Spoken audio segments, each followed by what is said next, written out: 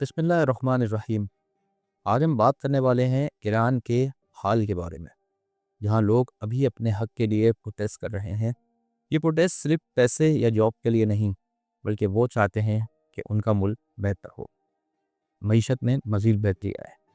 2026 میں ایران کے ہر شہر میں، چاہے وہ شہر بڑا ہو یا چھوٹا ہو، تہران، مشہد، اصفہان، ہر چھوٹے بڑے شہر میں جو ہے اس وقت ایک عجیب و غریب سچویشن کریٹ ہو رکھی ہے۔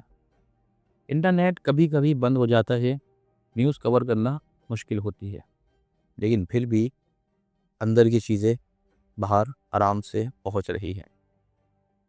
ایران ایک مڈل ایسٹ کا بڑا ملک ہے، جہاں پہ پیٹرول اور گیس اور دوسری معدنیات بھرپور ہیں، لیکن اس وقت مہنگائی، بے روزگاری اور کرنسی کے گرنے کی وجہ سے پریشان ہے۔ کرنسی گرنے کی ایک بیسک وجہ یہ بھی ہے کہ امریکہ کی جانب سے بار بار ٹیرف لگایا جاتا ہے، جس کی وجہ سے ایران کو مختلف کنٹریز کے ساتھ ٹریڈ کرنے میں مشکل ہوتی ہے، جس کی وجہ سے ان کی کرنسی دن بدن ڈاؤن ہوتی جاتی ہے۔ جب لوگ اپنی بیسک چیزیں افورڈ نہیں کر پاتے، جیسے کھانا، اسکول کی فیسیں، میڈیسنز، تو وہ اپنی آواز بلند کرتے ہیں۔ یہ آواز پروٹیسٹ کی شکل اختیار کر جاتی ہے۔ لیکن یہ جو پروٹیسٹر اس وقت ایران کی سڑکوں پر موجود ہیں، یہ جانے انجانے میں ان کے علم میں بھی نہیں ہوگا کہ یہ اس وقت کس عالمی ایجنڈے کا حصہ بن چکے ہیں، اور آنے والے وقتوں میں یہ ان کے لیے کس قدر نقصان دہ ثابت ہو سکتا ہے۔ لیکن سرکار نے پروٹیسٹ روکنے کے لیے سخت قدم اٹھائے ہیں۔ کچھ جگہ پولیس نے مشین گنز اور واٹر کینن کا بھی استعمال کیا ہے۔ مختلف ذرائع کی خبروں کے مطابق اب تک 2000 سے زیادہ لوگوں کی جانیں جا چکی ہیں، جس میں کچھ شہری اور کچھ سیکیورٹی فورسز کے اہلکار بھی ہیں۔ کچھ ذرائع سے یہ بھی معلوم ہوا ہے کہ وہاں جو پروٹیسٹر موجود ہیں، ان کے درمیان میں کچھ ایسے گروپ، کچھ ایسے لوگ بھی موجود ہیں جن کے پاس اسلحہ موجود ہے، اور وہ سیکیورٹی کے اوپر کھلا فائر کر رہے ہیں، جلاؤ گھیراؤ کر رہے ہیں، اور ایران کے شہریوں کو منتشر کر رہے ہیں، جس کی وجہ سے حالات دھیرے دھیرے مزید خرابی کی طرف جا رہے ہیں۔ اس ساری سچویشن میں دنیا کی نظر ٹرمپ پر بھی ہے۔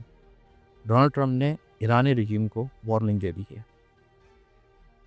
انہوں نے کہا کہ اگر ایران نے پیسفل پروٹیسٹر کو مارنے کی کوشش کی تو وہ بہت بڑی قیمت چکائیں گے، جبکہ یہ میں آپ کو پہلے ہی بتاتا چلوں کہ یہ پروٹیسٹ کوئی پیسفلی نہیں ہے۔ جس قدر ہنگامہ آ رہا ہے، جس طرح جلاؤ گھراؤ ایران میں ہو رہا ہے، تو اس سے کہیں سے بھی یہ سارا معاملہ پیسفلی نہیں لگ رہا، حتیٰ کہ عبادت گاہوں تک کو بھی نہ بخشا گیا۔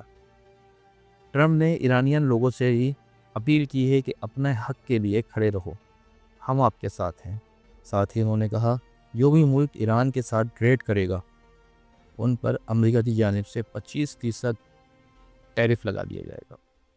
مطلب آپ اس بات کو سمجھ سکتے ہو کہ کھلی تھریٹ کی جا رہی ہے ان تمام کنٹریز کو، جو بھی ایران کے ساتھ کھڑا ہوگا اس وقت، جو بھی ان کے ساتھ انہیں فائنینشلی سپورٹ کرنے کی کوشش کرے گا، ان کے ساتھ ٹریڈ کرنے کی کوشش کرے گا، تو امریکہ کو ان تمام کنٹریز کو کھلی دھمکی ہے۔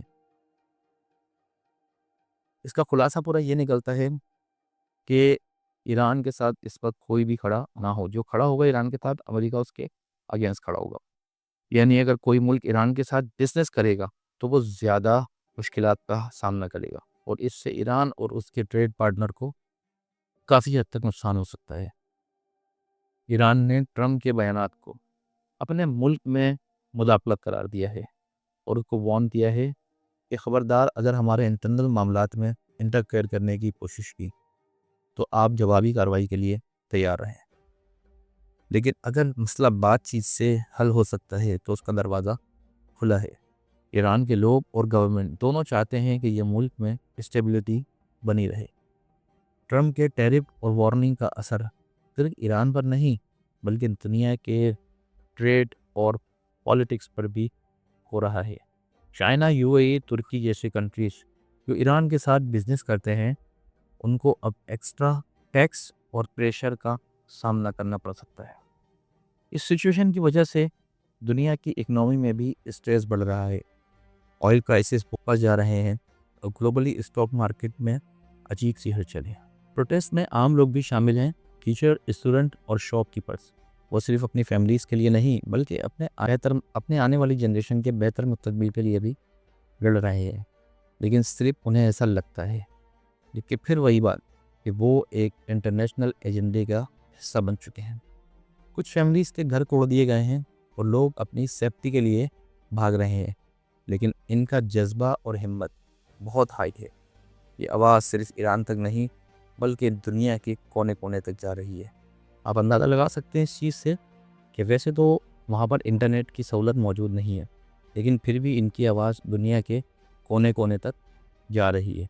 اب یہ آواز دنیا کے کونے کونے تک کس طرح پہنچ رہی ہے یہ آپ بھی جانتے ہیں اور ہم بھی ہیں۔ ویڈیو پسند آئی ہو تو لائک کر دیجیے گا، شیئر کر دیجیے گا، چینل کو سبسکرائب کر لیں اور بیل آئیکن کو کلک کر دیں۔ اپنا خیال رکھیے گا۔ اللہ حافظ۔